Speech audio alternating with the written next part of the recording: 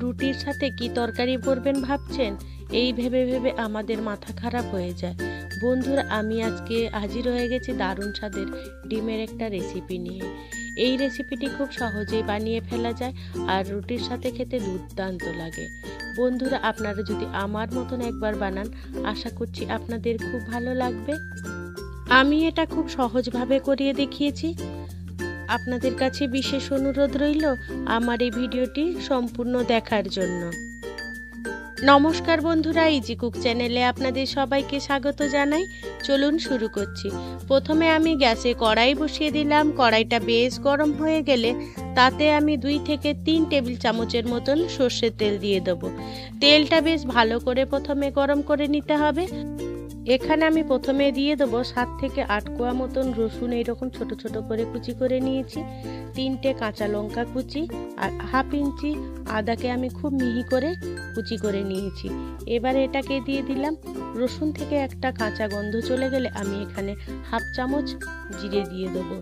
জিরে থেকে একটা সুন্দর মিষ্টি গন্ধ বেরোলে আমি এখানে আগে থেকে একটা বড় সাইজের পেঁয়াজ এরকম কুচি করে রেখেছিলাম, পেঁয়াজটা দিয়ে দেবো।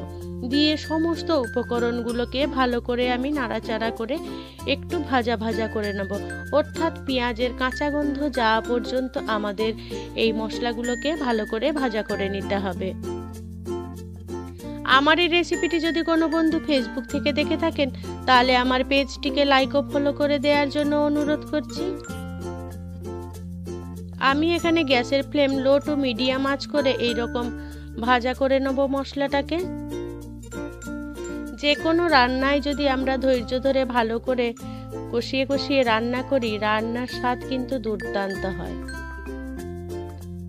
পেঁয়াজটা ভাজা হয়ে গেলে আমি এবারে দিয়ে দেবো 1 চামচ লঙ্কা গুঁড়ো আর 1 চামচ হলুদ গুঁড়ো।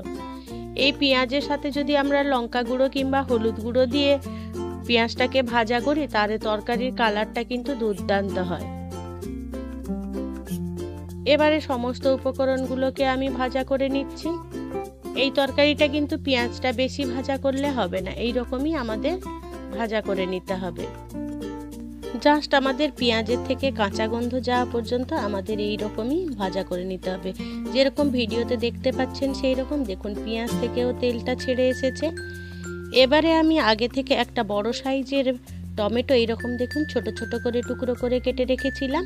এবারে আমি টমেটো দিয়ে দেবো। দিয়ে এবারে সমস্ত উপকরণ আমি ভালো করে নাড়াচাড়া করে মিশিয়ে নেব আর মশলাটাকে আমি কষতে থাকবো।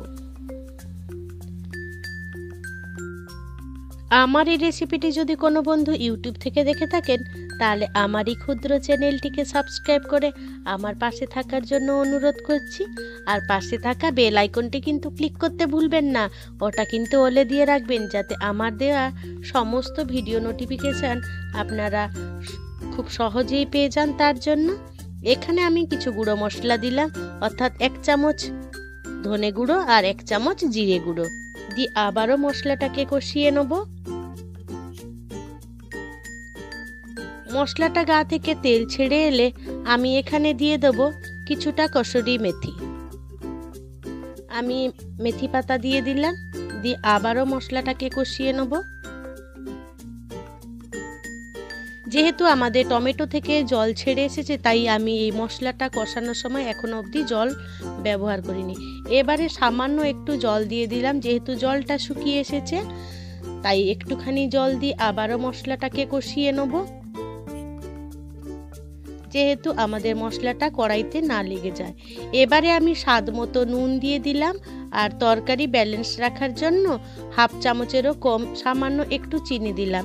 আপনারা যদি চিনি পছন্দ না করেন তাহলে চিনিটা অবশ্য স্কিপ করতে পারেন। দেখুন আমার মশলাটা কি সুন্দর কষানো হয়ে গেছে।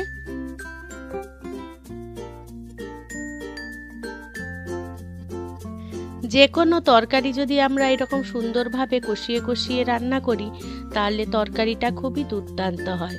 দেখুন মশলার গা থেকে আমার তেল ছেড়ে এসেছে, কিন্তু কালারটা কিন্তু দুর্দান্ত এসেছিল। জানি না কেন এরকম দেখাচ্ছে, ক্যামেরার হয়তো কোনো ডিস্টার্ব হয়েছে তাই জন্য। এবারে আমি ডিম ভেঙে দিয়ে দেবো।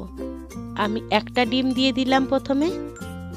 এই রকম করে আমি 3টে ডিম দিয়ে দেবো এই মশলাটার মধ্যে।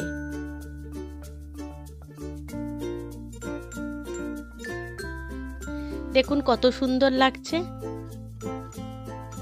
এবারে সমস্ত উপকরণগুলোকে আমি ভালো করে খুন্তি দিয়ে নেড়ে মিশিয়ে নেব, অর্থাৎ ডিমটাকে ভেঙে আমাদের মশলাটার সাথে ভালো করে মিশিয়ে নিতে হবে। এখানে কিন্তু আমি গ্যাসের ফ্লেম লোয়ে করে এই রান্নাটা করছি। এইভাবে যদি ডিম ভুজিয়া আপনারা রান্না করে নেন তাহলে রুটির সাথে একদমই জমে যাবে। এখানে আমি গ্যাসের ফ্লেম লোয়ে রেখে এই রান্নাটা করে নেব। এখন আমাদের কিন্তু সমানেই নাড়াচাড়া করে মশলার সাথে ডিমটাকে ভালো করে মিশিয়ে নিতে হবে। ডিমগুলো যতক্ষণ না ভালো করে ভাজা হচ্ছে ততক্ষণ আমাদের কিন্তু সমানেই নাড়াচাড়া করে যেতে হবে। বন্ধুরা, আপনাদের ডিমের কোন রেসিপিটি ভালো লাগে সেটা কিন্তু আপনারা আমাকে কমেন্টে জানাতে ভুলবেন না। দেখুন কত সুন্দর হয়েছে। যখন কোনো রান্না করতে ইচ্ছে না থাকে তখন এই রকম ঝটপট করে দারুণ স্বাদের ডিমের ভুজিয়া রান্না করে সবারই মন জয় করে নিতে পারেন। এখনও আমারও পুরো রান্নাটা হয়নি, আরও একটু নাড়াচাড়া করে নিতে হবে, অর্থাৎ আরও একটু শুকনো শুকনো করে নিতে হবে। সমানেই কিন্তু আমাদের খুন্তি নাড়িয়ে যেতে হবে যাতে কড়াইতে লেগে না যায়, সেদিকেও খেয়াল রাখতে হবে। দেখুন কড়ার গায়ে থেকে কি সুন্দর তেল ছেড়ে এসছে। তাহলে আমার এখন রান্নাটা প্রায় হয়ে এসেছে। এবারে আমি উপর থেকে ছড়িয়ে দেব কিছুটা গরম মশলা, অর্থাৎ হাফ চামচের মতন গরম মশলা গুঁড়ো দিয়ে দিলাম। আর এখানে দিয়ে দেবো 1 চামচের মতন বাটার দিয়ে আবারও সমস্ত উপকরণ ভালো করে মিশিয়ে নেব যতক্ষণ না বাটার মেল্ট হচ্ছে, অর্থাৎ বাটারটা আর গরম মশলার গুঁড়োটা সমস্ত উপকরণ ভালো করে সবার সাথে মিশে যায় ততক্ষণ আমাদের এটাকে নাড়াচাড়া করে মিশিয়ে নিতে হবে। দেখুন কত সুন্দর হয়েছে দেখতে। আপনাদের কাছে অনুরোধ রইল অবশ্যই এই রেসিপিটি একবার ট্রাই করবেন, আর আপনাদের সেটা কেমন লাগলো সেটাও কিন্তু আপনারা কমেন্টে জানাতে ভুলবেন না।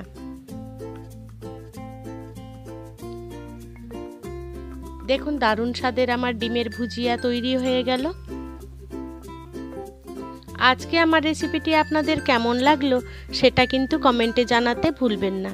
যদি ভালো লেগে থাকে ছোট্ট একটা লাইক করে দেবেন। আপনাদের এই ছোট্ট ছোট্ট লাইক আমাকে অনেক ইন্সপায়ার করে নিত্য নতুন রেসিপি বানানোর জন্য। আর কেমন লাগলো সেটাও কিন্তু কমেন্টে জানাবেন। আর যদি খুব বেশি ভালো লেগে থাকে বন্ধুবান্ধব কিংবা প্রিয়জনদের সাথে শেয়ার করে তাদেরও দেখার সুযোগ করে দেবেন। আপনাদের অসংখ্য অসংখ্য ধন্যবাদ আপনাদের মহামূল্যবান সময় দিয়ে আমার এই ভিডিওটি সম্পূর্ণ দেখার জন্য। আপনারা ভালো থাকবেন, সুস্থ থাকবেন। দেখা হবে পরের কোনো নিত্য নতুন রেসিপিতে।